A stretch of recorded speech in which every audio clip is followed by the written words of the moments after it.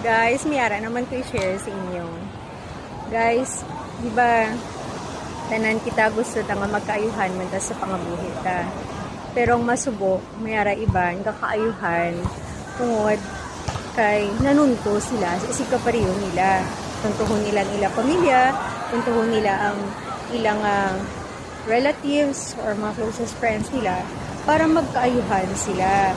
Tapos, ang paminsaron sa iban, ay hala, kanami, isang pangabuhi nila subong no? Pero wala sila kabalo.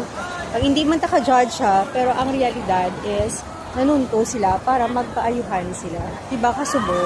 Okay naman na tani nga, ang gusto mo man tani, bala nga, ma-improvement, may progress ang life mo. Pero tani, paagi man sa insakto nga bagay. Kaya duwala ang tao sa kalibutan. Ang manupunto, kag-angga patunto. Ang manukinto, kag-angga painto. Kuya, prefer ko nga